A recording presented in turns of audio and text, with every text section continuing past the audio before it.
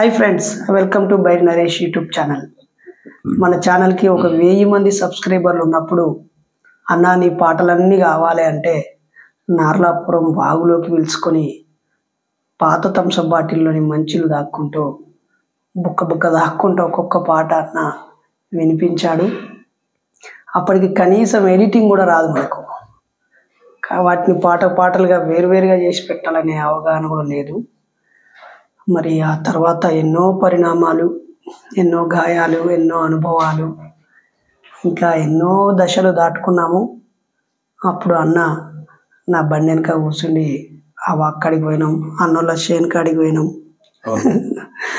ఆ అక్క అర్ధరాత్రి పెట్టింది.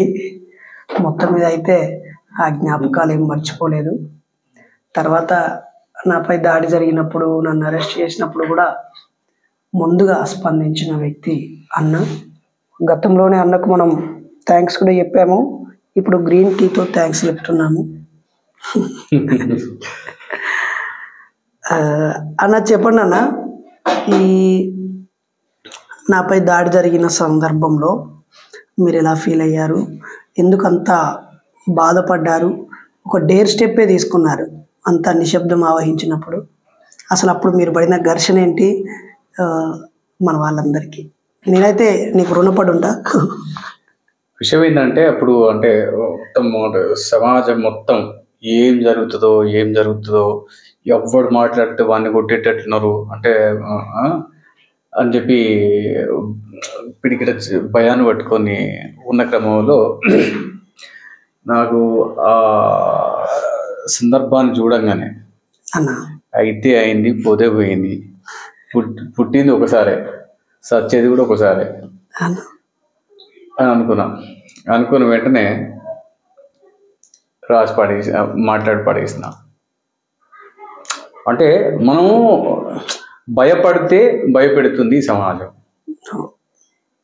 భయపడితే భయపెడుతుంది, మనం భయపెడితే భయపడుతుంది. అంతే. అందుకోసం అని చెప్పి మనం అప్పుడు కొట్టేది లేదు, తిట్టేది లేదు. మనం ఎందుకు అంటే మనకు ఆ శక్తి ఉంది. అంటే మన వెనుక కులం ఉన్నది. అదేవిధంగా బాబాసాహెబ్ అంబేద్కర్ ఉన్నాడు, ఒక చరిత్ర ఉన్నది. మనం ఎందుకు భయపడాలి? సరే, వాళ్ళు ఆ సందర్భంగా ఇంకోటి ఏమనుకున్నామనంటే ఒక ప్రశ్నించేటోడి గొంతును నొక్కేయాలని చూస్తే ఇంకా 10 మంది ప్రశ్నించే వాళ్ళు పుడతారు. కానీ అక్కడ నేనంటే ఆ పుట్టకుండా చేసే కుట్ర వాళ్ళు చేసిండ్రు కనుక ఊరుకునే లేదు, ఊరి మీద పడి దంచుడే అని అనుకున్నాం అన్నట్టు. అంటే మనం దేనికైనా ఒక అడుగుతోనే ప్రారంభం అవుతుంది కదా. అందుకోసమనే ఆ అడుగు మనం ఎందుకు కాకూడదు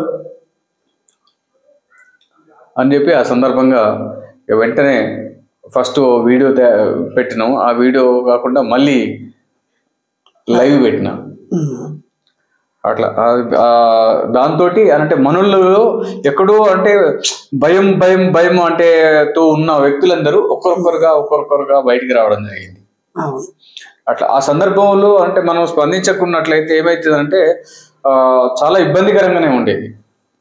చాలా ఇబ్బందిగా అంటే ఇప్పుడు ఆ నాస్తిక సమాజంలో పనిచేసే వాళ్ళందరినీ ఏరి కొట్టే ప్రయత్నాలు జరుగుతున్నాయి కనుక అంటే మనం అంటే వాళ్ళు ఎట్లా చూసిండ్రంటే, నాకు అనుకున్నది ఏంటంటే బీసీ సమాజం ఒక బీసీని చూస్తే బీసీలు కలిసి రారు, బీసీలతోటి బీసీలను కొట్టింది కనుక అది ఈ భావజాలం మొత్తం ఆగిపోతుంది అనే ఒక పెద్ద ఎత్తుగడతో చేసిందని అనుకున్నాను. వెంటనే అంటే బీసీ సమాజానికి మనం అంటే భావజాలపరంగా పనిచేసే ఒకే ఒక వ్యక్తి మనం ఎందుకు కాపాడుకోకూడదు? అంతే, మనం ఎందుకు కాపాడుకోకూడదు? బాబాసాహెబ్ అంబేద్కర్ ఆలోచనను నిరంతరం, పూలే ఆలోచనను, సాహు మహారాజ్ ఆలోచనను, పెరియార్ ఆలోచనను, బుద్ధుడి ఆలోచనను నిరంతరం ప్రజలలో ఉంటూ ప్రజల మధ్యని తింటూ ప్రజల కోసం పనిచేస్తున్న నరేష్ను మనం కాపాడుకోకుంటే మనం ఎంత అదున్నా మనంత పిరికి పందలు కారు అని చెప్పి ధైర్యం ఇవ్వడం కోసం మనం ప్రయత్నం చేసినాం. ఆ ప్రయత్నము విజయవంతంగా ఫలించింది. థ్యాంక్ యూ అన్న. ఇప్పుడు కొత్తగా మా మిస్సెస్ స్ఫూర్తితో సపోర్ట్తో మూఢనమ్మకాల నిర్మూలన సంఘం అని స్టార్ట్ చేసామన్నా. సెప్టెంబర్ 17, 2023. ఇంకా 100 రోజులు అవుతుంది అంతే. అవునా? ఈ బ్యానర్ పేరు ఎలా ఉంది? నేను మా మిస్సెస్ నిర్మూలన సంఘం. సూపర్. మేమిద్దరం వేసే ఈ అడుగులు ఎలా ఉంటాయని మీకు అనిపిస్తుంది? అంటే నాకు తెలిసి అన్న, స్త్రీ తోడుగా ఉంటే ప్రతిదీ గెలిపే. స్త్రీ తోడుగా ఉంటే అంటే చాలా మంది అంటే స్త్రీ అంటే భర్త చేస్తే భార్య సపోర్ట్ చేయదు, భార్య చేస్తే భర్త సపోర్ట్ చేయడు. అక్కడ ఫెయిల్ అవుతున్నారు. మీరిద్దరూ ఒకే మాటతో పని చేస్తున్నారు కనుక తప్పకుండా అంటే ప్రజల్లోకి మీరు నిరంతరం కార్యక్రమాలు చేస్తారు. ఏదైతే మీరు అనుకుంటున్నారో మీ లక్ష్యం తప్పకుండా చేరుతారు. థ్యాంక్ యూ అన్న. తెలుసు కదా మిత్రులారా, అన్న మత్స దేవేందర్ అన్న మన అన్ని సందర్భాల్లోనూ మనతో ఉన్న అన్న. అది కాకతీయ యూనివర్సిటీలో మహాసభలు జరిపినప్పుడైనా, శుభమస్తు గార్డెన్లో మహాసభలు జరిపినప్పుడైనా, తర్వాత 2020 మహాసభలప్పుడైనా, చివరికి 2022లో చేసిన మహాసభలప్పుడైనా ప్రతి సందర్భంలోనూ తన గొంతును మన ఉద్యమానికి ఇచ్చాడు. తన కళాన్ని అజ్ఞానంపై తాను ఎక్కుపెట్టిన కలం నుంచి వచ్చిన అక్షరాలన్నీ మన ఉద్యమానికి ఒక దిక్సూచీలుగా ఉపయోగపడ్డాయి.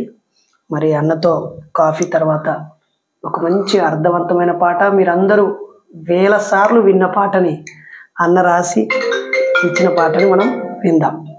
చిన్న బ్రేక్. బయలుదేరలే.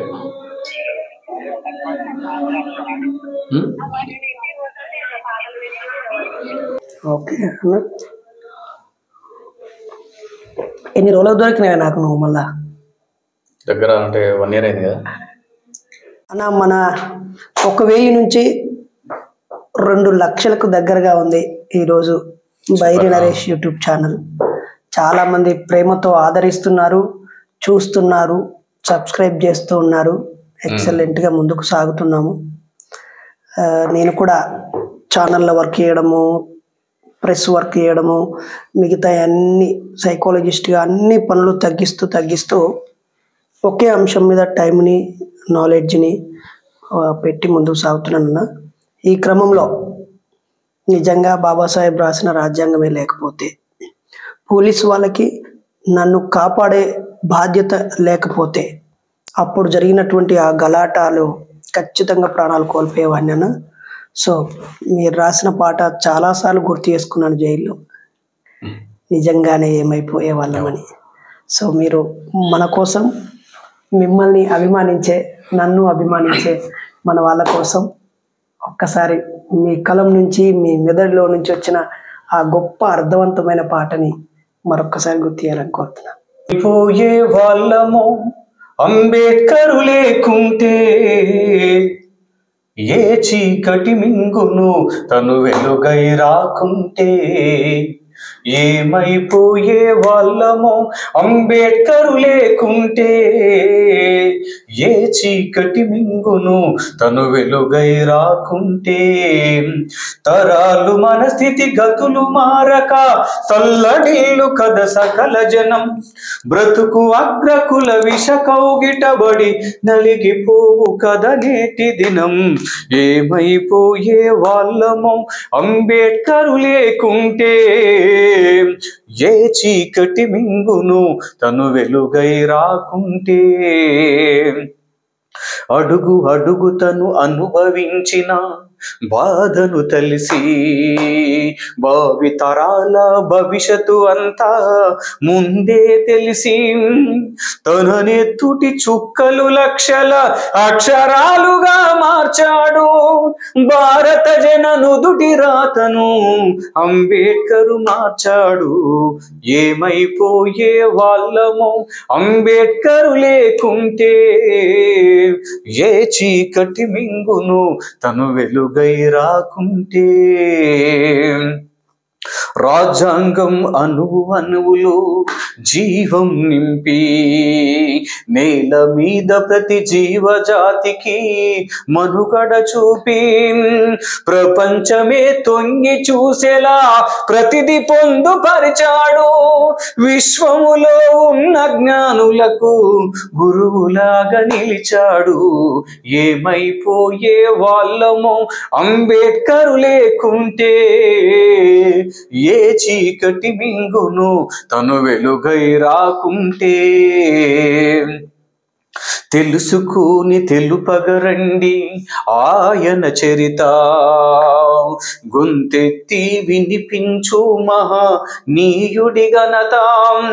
నిన్న నేడు రేపటి తరాల నడిపే దూత, నిన్న నేడు రేపటి తరాల నడిపే దూత. రాజ్యంకి ఇచ్చిన అందరి నేత. ఏమైపోయే వాళ్ళమో అంబేద్కర్ లేకుంటే, ఏ చీకటి మింగును తను వెలుగై రాకుంటే. సకల జనులు నిత్యం కొలిసే రూపం తనది, సుఖశాంతులు పంచ కదిలిన అడుగులు తనయి.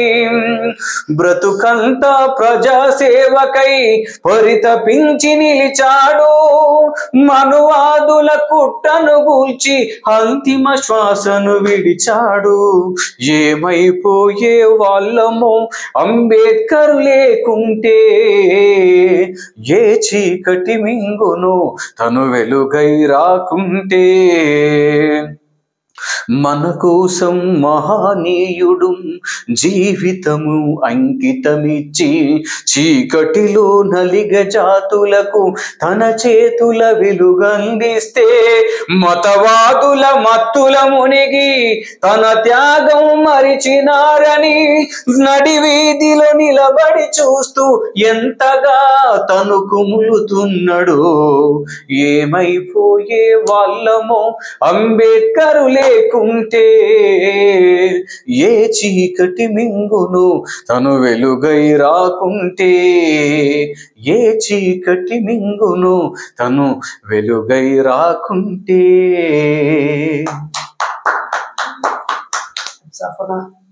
Excellent song. అందుకే నేను మీ బైరి నరేష్గా త్వరలో తీసుకునే పెద్ద ఉద్యమం బాబాసాహెబ్ అంబేద్కర్ జీవిత పాఠ్యాంశాన్ని 6వ తరగతి నుంచి 10వ తరగతి వరకు ఖచ్చితంగా బోధించాలి అనే డిమాండ్తో ముందుకు వస్తున్నాను. ఈరోజు 10వ తరగతి నాన్ డీటెయిల్ పుస్తకంలో రామాయణాన్ని పాఠ్యాంశంగా పెట్టారు. మరి ఆ పాఠ్యాంశం చదువుతున్న క్రైస్తవులకు అది ఇష్టం లేదు, ముస్లింలకు అది ఇష్టం లేదు. ఒకవేళ ఉన్న గత్యంతరం లేని పరిస్థితులు దాన్ని చదువుతున్నారు. నిజంగా కూడా రామాయణం జరిగిందా జరగలేదా, ఆధారాలు ఉన్నాయా లేదా అనే పెద్ద చర్చలోకి వెళ్ళనక్కర్లేదు. ఇక్కడ బాబాసాహెబ్ అంబేద్కర్ ఉన్నాడు, ఆధారాలు ఇచ్చిండు, మార్గం చూపించిండు కదా. లైవ్ ఎగ్జాంపుల్స్ ఇవ్వకుండా 1000 సంవత్సరాల క్రితం జరిగిందట అని ఒకరి కొద్ది మందికి పరిమితమైన విషయాన్ని అందరి మీద రుద్దడం అనేది అశాస్త్రీయమైన విద్య. నిజంగానే పురాణాలన్నింటినీ పరిచయం చేయాలి. బైబుల్, ఖురాను, భగవద్గీతను ఇంటర్ డిగ్రీ స్థాయిలో ప్రతి ఒక్కరికి చదివించి, వాటి లోపాలను కూడా చర్చించి, అంగీకరిస్తే కొనసాగించి, లేకపోతే దాన్ని పక్కన పడేసే స్థాయిలో విజ్ఞానాన్ని ఇవ్వాలి. దాంట్లో తప్పులేదు. కానీ 10వ తరగతి లోపు వ్యక్తిత్వాన్ని పెంపొందించే మహనీయుల చరిత్రలు పెట్టడం చాలా అవసరం. ఈ క్రమంలో మీరు ఈ దేవుళ్ళని కూడా ప్రశ్నిస్తూ చక్కటి పాటలు రాశారు. సో ఈ సందర్భాన్ని ఉద్దేశించి మీ మదిలో మెదిలిన పాటని మన వాళ్ళకి అందించండి. అదే ఆ సందర్భంగా మనం ఏమైందంటే, ఆ రామాయణాన్ని మీరు పుస్తకాలలో పెట్టిండ్రు, అది బలవంతంగా ఇష్టం లేకున్నా ఉపాధ్యాయులు ఏం చెప్తారు, రామాయణాన్ని బేస్ చేసుకొని ఆ కథలను అంటే దగదగ మండే ఆ సూర్యుడిని కోతి మింగిందని చెప్పి ఇవన్నీ కట్టుకథలు చెప్తా అంటారు కదా. అరే సైన్స్ ఏమో అది కాదు అని చెప్తారు. ఇదంతా దాన్ని బేస్ చేసుకుని అంటే మనం ఏం చెప్పినాం అంటే, ఏది నిజం తెలుసుకోవాలి జనం, క్షణ క్షణం అనుక్షణం ఆలోచించాలి మనం. రావణుడే రాక్షసుడైతే లంకలోన రాజెట్లాయే, రాక్షసుడాని కాలుస్తుంటే శ్రీలంకలోన దేవుడులాయే. ఏది నిజం ఏది నిజం తెలుసుకోవాలి జనం. క్షణ క్షణం అనుక్షణం ఆలోచించాలి మనం. శివధనస్సు చేతబట్టుకుని ఆడుకునే ఆ సీతమ్మను స్వయంవరములోన గెలుచుకొని ప్రియసతిగా చేసుకోండి అని ప్రకటిస్తేనే కథ జనకుడు నాడు ప్రయత్నించెను రావణసురుడు. అపజయముతో వెనుదిరిగి ఒలసిపోయి వెళ్ళే కదా ఆ ధనసును లేపని అసురుడు ఆ సీతనెట్ల లేపుకెళ్ళెనో. ఏది నిజం ఏది నిజం తెలుసుకోవాలి జనం.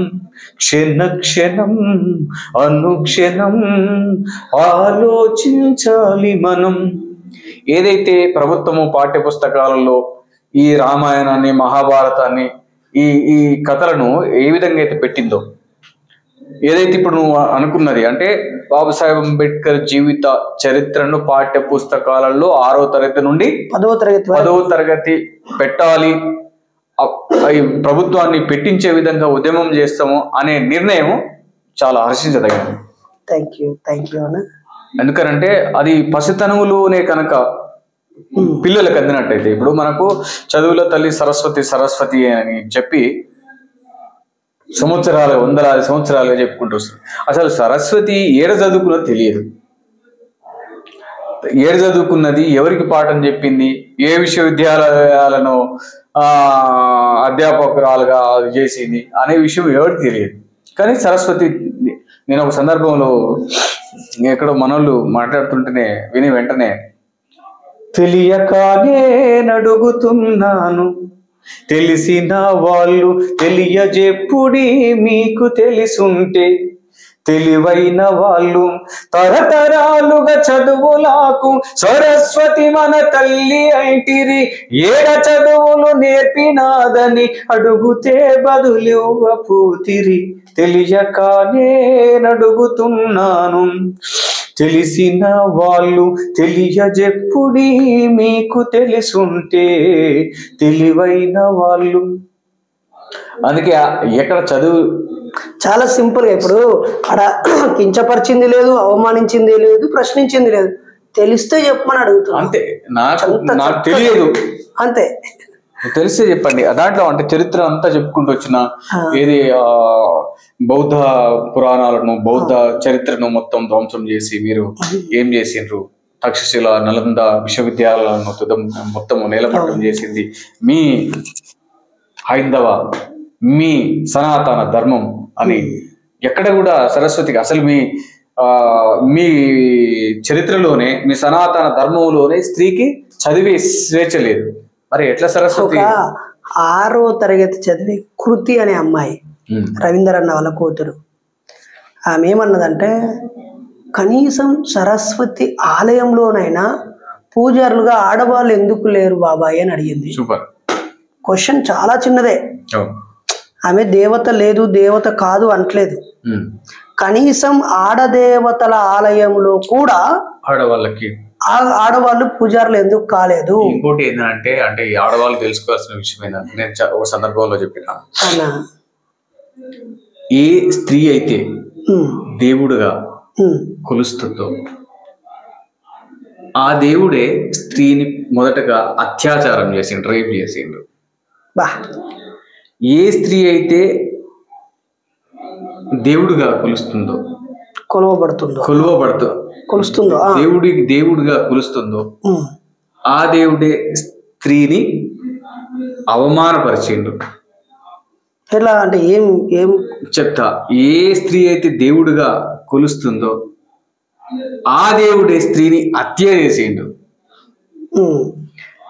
నేను దాన్ని అంటే ఏ సందర్భంలోనంటే, శ్రీకృష్ణుడు పసిబాలుడు అని చెప్పి పాలన ఇవ్వబోయినప్పుడు స్తనాలను కోసి చంపేసిండు. చంపింది ఎవరు? మొదటగా స్త్రీని ఆయన కృష్ణుడు, దేవుడు. అంటే ఆమె రాక్షసి కాబట్టి చంపినాడు ఒక స్టోరీ. అదంతా ఉత్త కథ. అది నువ్వు రాక్షసి అని తెలిసినప్పుడు రాక్షసిని మార్చే స్వభావం నీలో ఉండాలి. అంగుళిమాలుని బుద్ధుడు మార్చినట్టు అది లేదు. అంటే నరికేయడం, తర్వాత అవమానపరిచి, అంటే స్త్రీ అంటే నువ్వు రావణాసురుడు ఎత్తుకుపోయిండని చెప్పి సీతను అనుమానించింది దేవుడు.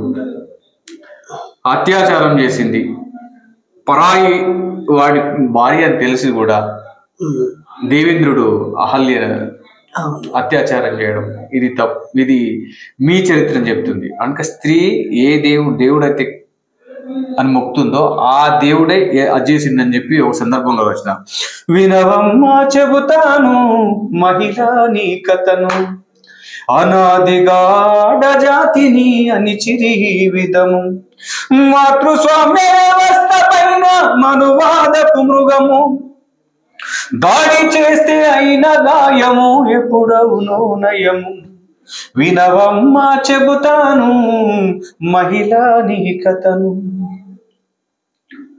త్రైతాయుగమున రామచంద్రుడు తాటకి ప్రాణం తీసినప్పుడు, మనసు పడి మనువాడమనడుగుతే ముక్కు చెవులు కోపించినప్పుడు, సీతను అనుమానించి నీడలతో నిప్పుల్లో తోసేసినప్పుడే, ఎదురు తిరగబడి నువ్వు అడుగుతే ఉండపోవు కథ ఇన్ని తిప్పలు, వినవమ్మా చెబుతాను మహిళా నీ కథను.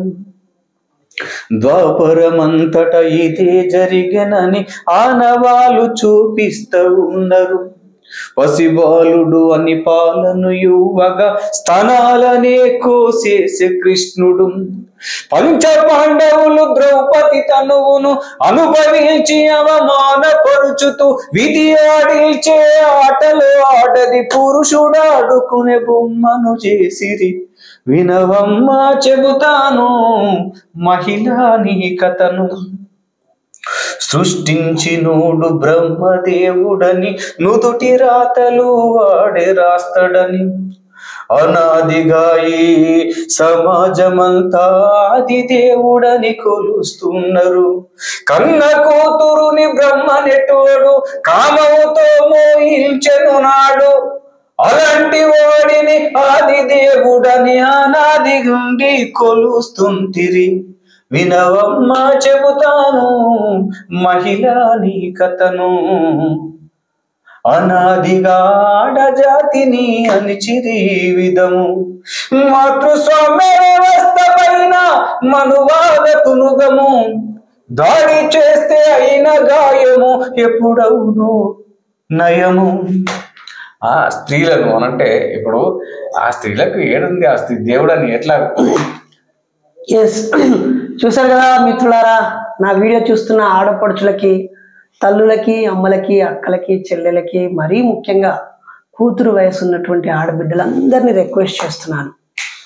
వందల సంవత్సరాలుగా మీ అమ్మమ్మలు, వాళ్ళ అమ్మమ్మలు, మీ అమ్మలు, చిన్నమ్మలు, అక్కలు అందరూ దేవుళ్ళని మొక్కుతున్నారు. ఏ ఒక్క కష్టాన్నైనా, ఏ ఒక్క దేవుడైనా, అది అల్లా దేవుడా, యేసు ప్రభు దేవుడైనా కాపాడా?